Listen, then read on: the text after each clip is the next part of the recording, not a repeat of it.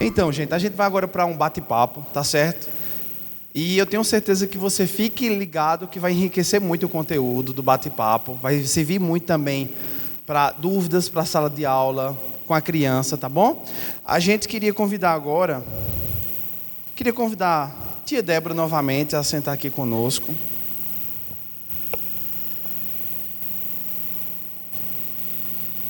Vivian chegou? Vivian está por aí com o Jason? Queria convidar vocês, por gentileza, também estarem conosco.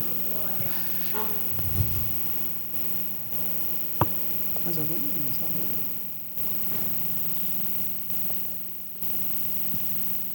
Oi, gente. Então, né? A gente queria que vocês recebessem com muito carinho, né? Vivian e Jason. Dá uma salva de palmas para eles. Gente, então a gente vai ter um bate-papo aqui falando um pouco sobre a nossa brinquedoteca, certo? E aqui na igreja, né, para você que né, de outra congregação, que talvez você não saiba, né, nós temos uma sala aqui na igreja, uma sala de acolhimento e adaptação. Certo? E é uma sala que não é pode sentar, gente. Não é uma sala que é necessariamente para crianças atípicas. Nós temos essa sala aqui na igreja justamente para o nosso público. Aqui na sede ser muito grande, né? Às vezes algumas crianças, elas têm alguma dificuldade, alguma limitação para se adaptar à sala convencional. Então, né, essa foi uma instrução da parte de Deus para a vida de Juliana Borba, né? Ela que é apaixonada por inclusão, apaixonada, né, por tudo o que envolve inclusão. Inclusive, nossa igreja, ela tem um departamento de inclusão que se chama Incluide, certo? E a brinquedoteca tanto é um braço do departamento infantil como é um braço do Incluide, certo? Então, nós acolhemos lá crianças, né, que precisem passar por algum tipo de adaptação. Por quê? Nós temos pessoas, né, habilitadas, pessoas especializadas que servem na brinquedoteca.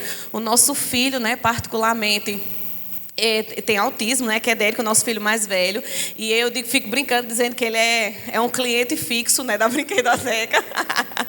E ele já tem executado esse trabalho lá há muito tempo. E eu vou deixar para que os meninos também se apresentem, né, e falem um pouquinho também sobre os filhos deles para vocês. Oi, gente, graça e paz, tudo bem? Quem me conhece sabe que eu sou muito racional, mas esse assunto me quebra, né? E eu estou muito feliz, porque, engraçado, há uns 2 anos, eu me deparei com uma reunião na escola do meu filho, com 8 profissionais naquela sala, só eu de homem, e só eu chorando no meio delas, e elas olhando para mim, dizendo, mas que coisa, né? E elas altamente, né, plenas, né? E hoje eu vejo não só 8, né? Eu vejo dezenas de pessoas aqui interessadas, envolvidas, comprometidas com esse assunto, né? Quer seja pelo autismo, quer seja pela criança típica mesmo, isso é uma bênção. Vocês não têm noção.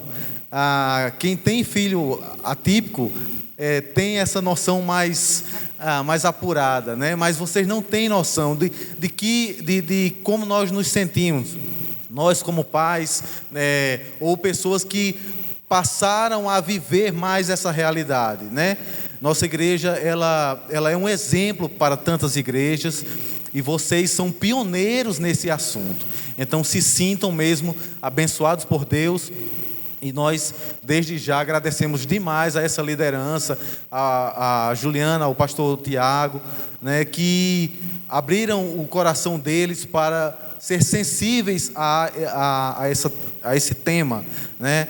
De fato, esse é o tema do mundo. Hoje, atualmente, né? E a igreja ela não pode fechar os olhos para isso, né? Outrora se fechou, mas que bom que os olhos estão se abrindo e que, enfim, tantas coisas eu poderia falar aqui, mas eu vou deixar o pessoal falar, porque senão eu não paro de falar. Oi, gente, eu sou Vivian, esposa de Jason, mãe de Pedro e João. E Pedro vai fazer 9 anos agora, é uma criança atípica. né, que foi um presente de Deus e eu acho que eu vou chorar. Eu já estava chorando do começo ao fim da palestra de Débora, mas que a gente tem vivido assim dias de experimentar mesmo do sobrenatural. Nós somos uma família agora se apresentando que não negligenciamos as ferramentas naturais que Deus tem levantado, como a medicina, como a educação especial, terapias, medicação. Nós não negligenciamos essa grande bênção, essa grande ajuda em todo o processo, mas nós sabemos que existe o sobrenatural e nós temos experimentado.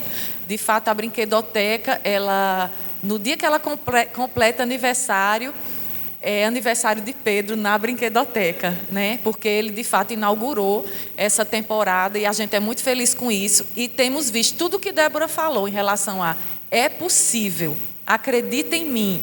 Né? E quando eu vi Débora aqui, uma mulher atípica, ministrando a palavra, e quando eu vejo tantas coisas, tantas habilidades que ela tem, eu vejo que Pedro também é capaz e todas as crianças que vão chegar ainda para vocês, né, são capazes por causa dessa unidade do natural com o sobrenatural. Então, muito obrigada a vocês. Foi bom, está sendo emocionante, estou me segurando aqui. Amém. Então, gente, vou passar agora também a palavra para a tia Débora. Ela vai falar um pouquinho sobre a brinquedoteca, tá bom?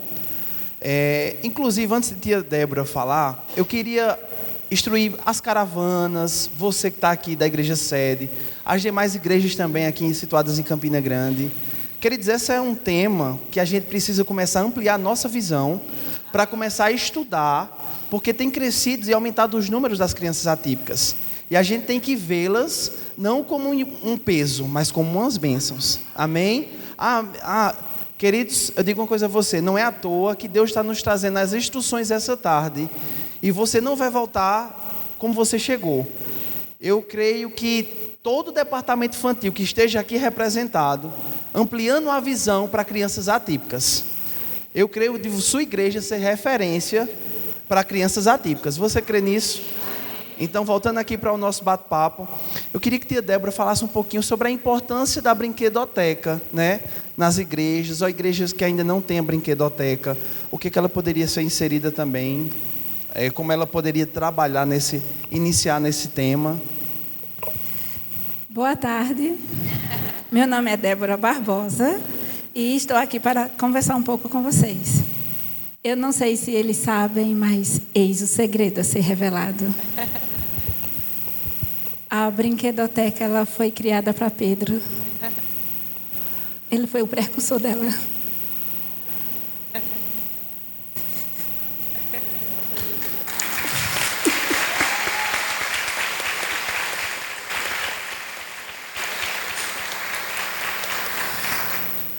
Está aqui com os pais de Pedro. E Pedro está um rapaz muito bem desenvolvido na brinquedoteca. É uma alegria para nós em ver o desenvolvimento da história. Então, há uns anos atrás, eu dei uma formação aqui sobre autismo. E assim que terminou a formação, Juliana veio atrás de mim. Débora, há uma criança na nossa igreja que nós amamos muito, a família e a criança. E nós queremos dar um passo maior, fazer algo a mais, a partir dela. E nós queremos... O que nós podemos fazer? Eu quero que vocês compreendam qual é a estrutura da brinquedoteca. Por que foi interessante criar esse espaço de acolhimento sensorial e de desenvolvimento a partir de Pedro? Porque a nossa igreja é uma igreja sede, e que às vezes chegamos a 65 crianças numa sala, 70 em outra, 55 em outras. Então, esse alto índice de estimulação, de barulho e de informações, é muito desafiador para uma criança pequena se desenvolver, não é isso? Ele tinha quantos anos na época? Uns 4. Pronto. Então, uma criança de 4 anos numa sala com muita estimulação, às vezes a família fica em casa, porque a criança não se adapta, entendeu? Que não era o caso de Pedro. Mas eu estou querendo dizer a vocês que se a igreja for pequena, Se o departamento infantil ele for pequeno, você pode acolher com atividades estratégicas dentro do próprio espaço.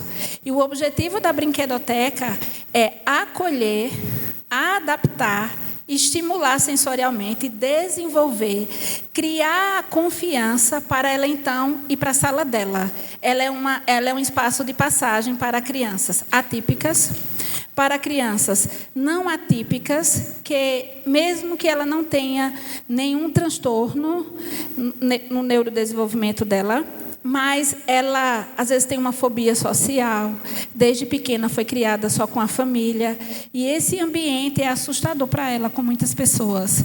Então, às vezes, ela não quer ficar, em hipótese nenhuma, lá na sala maior, e ela começa pela brinquedoteca. Então, a brinquedoteca, nós chamamos espiritualmente, ela é um centro de desenvolvimento internacional para desenvolver as nossas crianças. Vocês podem achar isso engraçado, mas quem é da palavra da fé e já fez o rema, sabe o que a gente está dizendo. Quando a brinquedoteca ela foi fundada, com poucas pessoas, talvez algumas pessoas aqui estejam aqui como Luciene. Levanta, fica de pé, Luciene. Mãe atípica também, palmas para ela. E nós chamávamos a existência dentro da brinquedoteca esse centro internacional. Então veio uma fono da Inglaterra, veio uma criança com autismo da Bolívia. Então, chamar a existência funciona. Obrigada.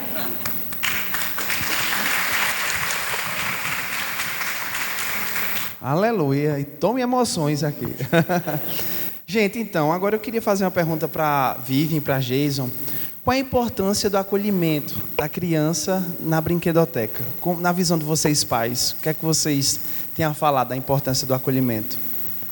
Eu vou deixar ele responder, mas eu vou só dar a introdução, porque senão vocês talvez não entendam essa questão do acolhimento, porque a gente viveu na pele, né? Como foi isso, esse processo da brinquedoteca.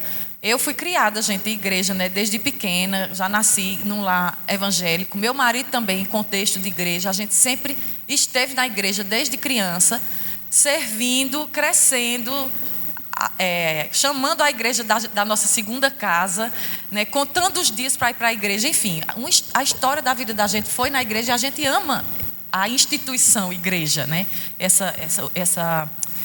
Esse organismo vivo que é a igreja. E quando a gente começou a desconfiar da questão do autismo, gente, para a gente foi muito desafiador esse momento, assim. Eu acho que foi uma das coisas que mais pesou para a gente, né, amor? Como é que vai ser uma criança, o nosso filho autista dentro da igreja? Gente, assim, eu não pensei escola, eu não pensei... Primeira coisa que eu pensei, eu disse igreja, pronto. Eu disse, meu Deus, acabou-se, como é que vai ser um negócio desse? Porque a igreja é estímulo de luz, de som. E a gente que trabalha com música, como é que vai ser isso, né? Então foi quando assim, eu digo que morri, eu ressuscitei ao terceiro dia, mas eu fiquei sem chão. Meu Deus, como é que vai ser isso? Então, a minha angústia foi isso, foi lembrar como é que vai ser Pedro dentro da igreja, né? Aí, amor, responde que eu não consigo mais.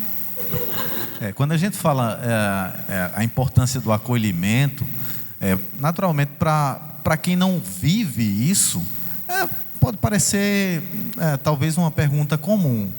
Mas quando você parte do pressuposto de que a família atípica ela já se auto-exclui, então essa palavra faz toda a diferença.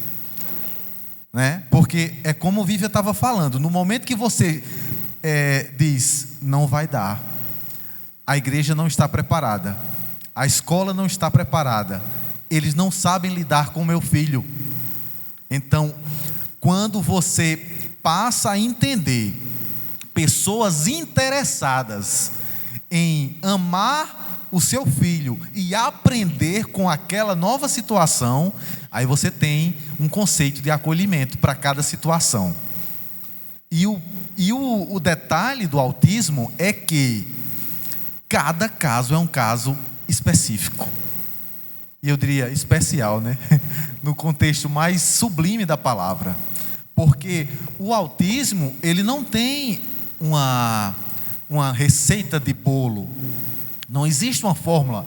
Cada caso é um caso. Até recentemente a própria ciência entendeu que não estava muito correto chamar de autismo leve ou de autismo médio ou etc. Por quê? Porque são níveis, na verdade, que existem, mas dentro do próprio nível, cada história é uma história diferenciada. E eles nos ensinam de uma forma muito específica, né? Então, o acolhimento e a importância do acolhimento está muito no doar, no se entregar aquele momento e procurar entender cada situação. Eu acho que parte por aí. E assim, licença, só completando o que ele falou, eu estava vendo o desafio que Débora teve para em 30 minutos falar. Assim, foi lindo, foi maravilhoso. Ela conseguiu resumir bem direitinho. Mas, gente, como é que você vai resumir um universo, que o povo diz, né, chama lá fora, né, o universo do autismo em 30 minutos? Não tem como. Por isso que ela pediu para vocês pedirem lá. Quem não fez, faça no coraçãozinho lá, o comentário, né? Então, assim, se a gente não consegue resumir, como é que esse acolhimento vai acontecer? Eu lembro que eu dizia assim, e o Espírito Santo me corrigiu.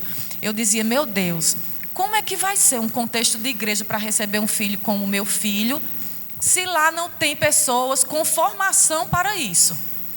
Não são pessoas com formação, são voluntários, donas de casa, cabeleireira, médica, com diversas profissões que deixam o coração voluntário para servir numa escala. Como é que vai ser isso? Pessoas que têm um contexto totalmente diferente. Meu Deus, está vendo como é que vai ser? Eu ficava me questionando. Pessoas que não têm formação, na minha cabeça isso ficava grande. Pessoas que não têm formação, elas têm um coração para servir, mas elas não têm um coração. E o Espírito Santo me corrigiu. Ele disse, elas têm o coração. Essa frase começou a ganhar um poder maior dentro de mim. Elas têm o coração, elas têm o coração voluntário, vivem. O Espírito Santo começou a botar luz sobre isso, uma lupa. Elas têm o coração. E se tem o coração, tem tudo. Gente, não tem como entender em 30 minutos, não tem como entender depois de um bate-papo. Mas com o coração voltado para servir. Pedro é um, Enzo é outro, né? Maria é outro. Gente, isso é só sobrenatural. Sabe? É só Deus colocou o coração, aí Deus vem com a estratégia, a palavra e o braço certo. Porque se não tem fórmula, o Deus que criou todas as coisas, Ele sabe exatamente como funciona a cabeça de cada um. Gente, isso não é só para criança atípica, não. Né? É um mundo muito diverso. Cada cabeça, cada família, cada criança. Então, assim, não tem como explicar, não tem, infelizmente, como... Seria massa, né, gente? A fórmula é essa. Mas não tem. É sobrenatural. Então, se você tem o coração, o Espírito Santo vai te dizer. Quando você está em casa, a cabeleireira que corta o cabelo de Pedro, ela é cristã. E quando eu chego lá, ela diz, vai dar tudo certo. Eu passei a noite orando por Pedro. Olha só que coisa linda. Rezando, né, que ela é católica. Ela diz, eu passei a noite rezando por Pedro. E eu declarei coisas. E é impressionante, né? A gente sente a atmosfera que foi gerada uma noite antes. Uma mulher, né... que assim, talvez não tenha a palavra revelada como a gente tem, ela tem o Espírito Santo, né, da forma que ela crê, mas que dirá vocês, né? Que dirá nós? O que dizer de nós? O Espírito Santo, a palavra revelada e o coração, a mistura perfeita para atingir o coração, afetar, alcançar o coração de cada criança. Amém. Aleluia. Então, vamos para outra pergunta agora para a tia Vanessa, né? Tia Vanessa, qual a importância do esforço do departamento infantil para desenvolver a criança para a sala de aula convencional?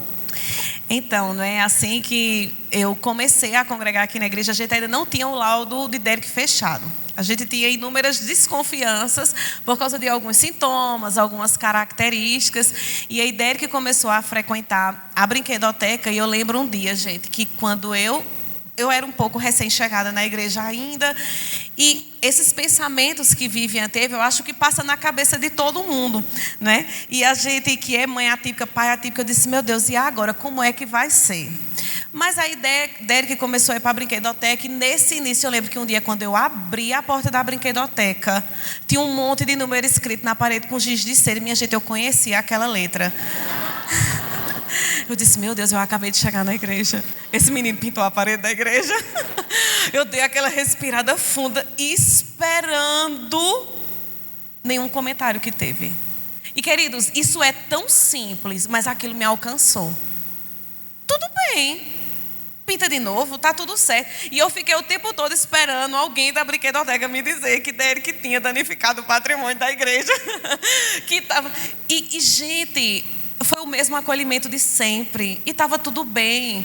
Por que preocupar-se com o número de 1 a 10, se é algo que uma tinta pode pintar depois? Sabe, queridos, aquilo alcançou meu coração de uma forma, porque eu acredito, eu já escutei muitas mães dizendo isso, mães atípicas, mas eu passei por isso. E na hora que você recebe o laudo, por mais que você já saiba, por mais que você entenda, é meio que um baque, é meio como um sentimento de luto que dá em você naquela hora. E não é pela criança, é pelo futuro, é pelo que vai acontecer, é a gente não saber muita coisa sobre aquilo. Mas sabe, queridos, Deus confortou meu coração. E Deus usou Débora, usou pessoas da brinquedoteca para acalmar meu coração, para dizer que estava tudo bem, que é uma pintura na parede, mas está tudo bem, ficou até bonitinho. Né? Então a nossa postura, queridos, enquanto professores de UDI, alcança as famílias.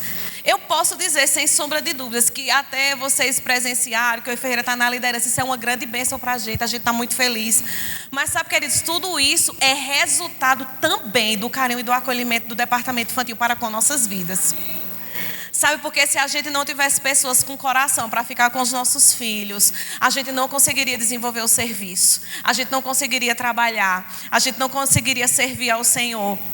Então, vale a pena, sabe? Vale a pena você colocar em prática essa palavra. Vale a pena você ter esse coração que Vivian está dizendo. Sabe, eu posso dizer sem sombra de dúvida, vocês nos alcançaram. Da mesma forma que nós vamos continuar alcançando outras pessoas.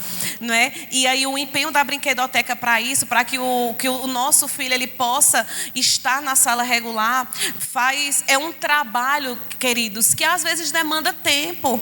Sabe, a gente está aí com o Derek desfraudando faz bem uns 5 meses. Meu varal vive cheio de cueca, minha gente, eu lavo direto. Porque o processo é um pouco mais lento.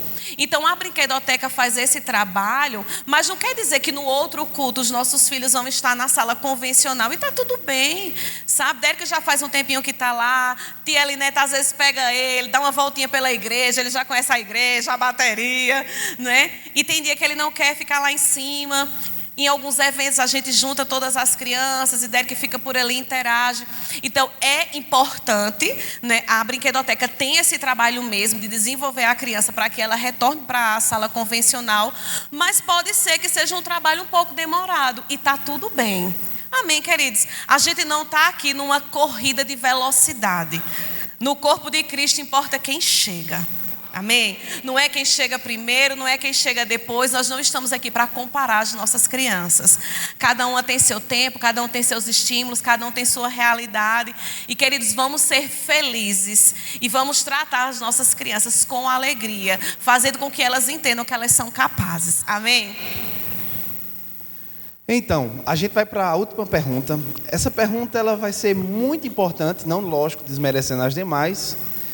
Essa pergunta é algo que eu vejo que os tios e as tias de UDI às vezes ficam pisando em ovos, vamos dizer assim, né?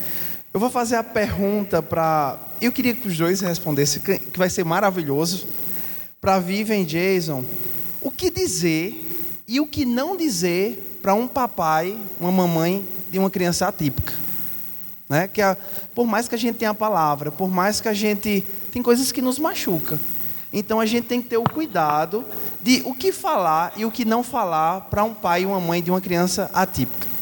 Eu vou dizer o que não falar e ele diz o que falar. Gente, nunca diga a uma mãe atípica, um pai atípico, que o que o seu filho tem é demônio. Pelo amor de Deus, olhe, que precisa orar mais, sabe? Que ele está perturbado. Vocês só disseram assim, como se dissesse, ninguém nunca disse isso. Já disseram, né? Mãe, isso é... Sabe? Já aconteceu situações assim, né, que é demônio, vocês precisam orar. E na ocasião, manhã estava, né, manhã, eu não venho mais nessa igreja não, não traga mais seu filho na igreja não, por causa disso. E eu acho que isso já diz um monte de coisa, né, para vocês. Eu acho que a falta de conhecimento, ela não tem que ser a desculpa para a gente descarregar, né, dizer qualquer coisa. Quando não souber, tá tudo bem você não saber, mas é melhor você errar pela falta do que pelo excesso, né? Isso que Débora falou, como eu devo agir, o que queres que eu te faça? Gente, essa passagem, que é uma passagem sobre inclusão, essa é quando Jesus, né, já poderia chegar e dizer, não, ele quer ser curado. Cuidado nessa abordagem sobre cura. A gente que é da fé é um povo muito, graças a Deus, a gente tem isso muito vivo, né? Essa questão da cura, de confessar a palavra, de dizer, de confessar. Mas com a pessoa com deficiência, né? E agora falando da gente, a pessoa com autismo, eu sei que isso a gente poderia ter um tempo para falar mais, até para outros grupos de pessoas, mas eu acho que essa é uma área de muito cuidado que a gente quer ter. Você quer que eu ore pelo seu filho para que ele fique curado do autismo? Gente, o que queres que eu te faça? Jesus perguntou. Ele poderia imediatamente dizer, esse camarada quer ver, a vida inteira ele foi cego, eu quero ver. Essa educação, é mais uma coisa de etiqueta, sabe? De você chegar e perguntar, mãe, como você quer? O que você quer? Se a mãe chegar e dizer, eu quero que você ore por ele, claro, você está ali disponível. Mas e se ela não quiser? Né? E por que ela não quer? Não, porque ela precisa fazer o rema, não, porque ela precisa confessar a palavra. É uma coisa muito profunda, é uma coisa que a gente precisa conhecer mais. Né? Se não conhece, então... Só para terminar essa questão da cura, que a gente pode depois pegar, por que é que as pessoas dizem, né, o autismo não se cura? Não é porque a gente não acredita que Deus não cura. Não é porque a gente está anulando o fato de Deus ter poder para fazer as coisas. Porque lembra da mão mirrada na palavra? A mulher encurvada, né? Deus tem poder para fazer todas as coisas, claro, mas o antes vem o que queres que eu te faça. Né? E aí vai de acordo com, às vezes, a mãe está recém-chegada na igreja, né? E essa questão da deficiência, o que é cura, o que não é a mãe quando diz assim, não quero que você ore por cura, porque autismo não é doença, não é porque ela está dizendo Deus não cura, Deus não pode fazer, é porque ela está dizendo assim, eu sei o que a ciência diz que é uma deficiência, Deus pode operar o milagre, e aí vai de acordo com o nível de fé que a pessoa está, a maturidade. Então não é você que diz à família como é que ela tem que fazer o tempero do feijão. Né? Você está aqui para acolher, amar, e lembra dessa frase, foi perfeito fechar com isso. O que queres que eu te faça? E aí você vai ajudando e dando suporte à fé daquela pessoa a crescer, a se desenvolver. E ela mesma, eu digo a você, hoje eu vivo milagres com Pedro, né? E eu vejo que a médica dizia assim, às vezes, não, talvez ele não faça isso, talvez ele não alcance isso aqui. E a palavra todos os dias, com Pedro vai ser diferente. Com você vai ser diferente. Fala, eu posso, eu sou capaz. E ele repete, eu sou capaz, mesmo sem entender. Né? E a gente vê a capacidade chegando. Né? Mas isso é um processo e vai de cada um. Agora, o que dizer, né? Bem, antes de dizer mais alguma coisa, só para informar a tia Débora que Pedro está muito envolvido com o russo também. Ele só vive estudando o alfabeto russo. E a gente estava vindo no carro, que eu não sabia, né? Eu passo a semana fora, eu trabalho em Pernambuco. E eu disse que ele já está sabendo já a pronúncia do alfabeto inteiro já. É uma coisa, mas enfim. Carai, não, engraçado que as professoras estão me crucificando assim. Para de falar inglês com esse menino. Eu disse, eu não falo inglês não. Não, está dificultando a criança. Estimula o português. Quando eu chegar essa semana na escola falando do russo, acabou-se. Mas é importante falar isso, porque nem toda criança precisa ser criança autista, vai ser superdotada. Ok? Então, essa é uma primeira coisa que a gente precisa derrubar. A gente não pode comparar crianças, nem típicas, nem atípicas. Eu acho que esse é um ponto que quando a gente parte desse ponto, a gente já ganha milhas aí na frente. Nunca comparar. O que dizer para uma família atípica? Fala das evoluções, fala do que ele conseguiu hoje, né? Pergunta o que precisa, o que é que vocês estão, como é que está sendo ele em casa, né? Porque é uma construção na escola, em casa, na igreja, né? Então a comparação é algo de começo, assim, é algo muito ruim, né? Isso a gente aprende para nós típicos, de nunca se comparar. Se há que haver uma comparação, que seja com nós mesmos, né? Para que a gente possa melhorar, mas nunca em relação ao outro. E quando se trata de atipicidade, isso aí é fundamental, né? Deus nos presenteou com um filho típico e um filho atípico. Então, algumas coisas a gente pode mesmo falar de cadeira, porque você que é só pai atípico, você pode dizer assim: olha, mas é porque eu sofro isso, eu sofro aquilo. Cara, você vai sofrer algumas situações no seu filho típico também, né? E não há nenhuma autocomiseração nisso. Não, são desafios que você passa em ambas as situações na vida. É assim mesmo, está no pacote, ok? Agora, são diferentes.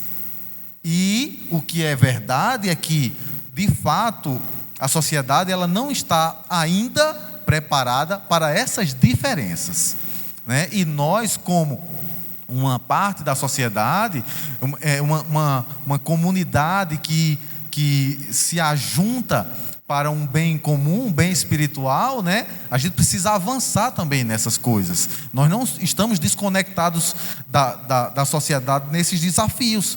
Não, nós precisamos avançar nisso. E eu acho que dizer para a família, né? Olha, hoje ele foi maravilhoso. Ele fez isso que ele não conseguiu na outra aula. Olha que, e eu sabia que ele ia conseguir, né? Isso é fantástico. É esse tipo de comparação com ele mesmo, com a criança mesmo, isso vai ser de fundamental importância. Nós temos vivido, nós temos aprendido muito com o nosso filho, mas sempre comparando ele com ele mesmo, né? Uma vez eu lembro que eu estava num parquinho com Vivian, e a gente estava sentado no banquinho, e Pedro estava com outras crianças brincando nos brinquedos do parquinho. E eu lembro que um filho veio, um filho um pouco menor que Pedro, e teve um papo bem adulto com o pai, assim, tal, e conversava, e retrucava, e argumentava. E naquele momento aquilo quis vir sobre mim, e o diabo quis buzinar no meu ouvido e quis dizer: tu não vai ter isso. Na época a gente não tinha João, e se eu soubesse quem era João, eu nem tinha tido esse medo. Mas enfim, a gente não tinha João, porque João é um velho, assim, só para explicar, né? E depois, aí eu quis me inteirar mais do que eles estavam conversando, e eu estava próximo, e o pai dizia: você consegue, rapaz, você consegue subir, você consegue, olha esse menino. Aí apontou para Pedro subindo, descendo, subindo, descendo, subindo, descendo. Veja, rapaz, ele consegue, você não consegue. E aquilo falou ao meu coração: eu não preciso comparar, não é para se comparar. Deus nos fez particulares, específicos. Amém. Sabe? Uma pessoa me perguntou ontem: ô Jason, tá chegando São João, né? E ela disse: ô Jason, tu dançava? Eu disse: não, inclusive hoje também eu sou ruim. Aí ela disse: tu não dançava? Eu disse: não. E tu sentia vontade de dançar? Aí eu dizia assim: rapaz, é porque na minha igreja não podia dançar. Mas aí quando dava vontade de eu dançar, eu pensava: mas ninguém sabe tocar como eu, então tá tranquilo. Então é isso, gente. A gente não tem que se comparar, sabe? Deus nos fez únicos, né? E a gente precisa revelar isso para as pessoas por meio do cuidado que Deus colocou em nossos corações para com essas crianças. Amém? Então, gente, a gente já está quase encerrando. Vou passar para a tia Débora, O ponto eletrônico está querendo já chamar os comerciais, viu, tia Débora? Tem que ser rápido. E a gente vai estar encerrando esse momento, desse bate-papo com tia Débora. Bom, eu quero lançar um desafio que só no arrebatamento vocês vão poder resolver comigo. Se quiserem refutar que eu estou errada, só nas bordas do cordeiro. Vou citar as características de uma pessoa da Bíblia que eu acho que era autista. Tá bom? Ele vivia isolado da sociedade e gostava mais de ficar na floresta. Tinha problemas sociais. Ele tinha seletividade alimentar. Ele só gostava de mel e gafanhoto. Ele era radicalmente literal. Está em pecado, está em pecado. Ele falava a verdade. Doa a quem doer. Ele tinha um problema na pele, a sensibilidade da pele dele. Ele não usava linho fino, não. Ele usava roupa de pele de animal. Qual o nome? Aí vocês dizem assim: você está me induzindo que João Batista era um autista? Não, eu não citei o nome, quem disse foi vocês. Então, olha só. Agora eu vou ficar de pé, não aguento não. O precursor do Salvador foi um autista. Oh, glória! Porque só uma pessoa com autismo, a cabeça podia rolar, mas ele disse ao fim: eis o Cordeiro de Deus. Eu não sei por que tanto autista. Eu só sei de uma coisa: muito missionário top, muito pastor top vai subir no púlpito e vai dizer: está em pecado. Só em santidade verá a Deus. Essa é a visão que eu tenho do grande rebanho de autistas. Aleluia! Vivian, Jason, Débora, Vanessa, muito obrigado, pessoal. Maravilhoso. Obrigada.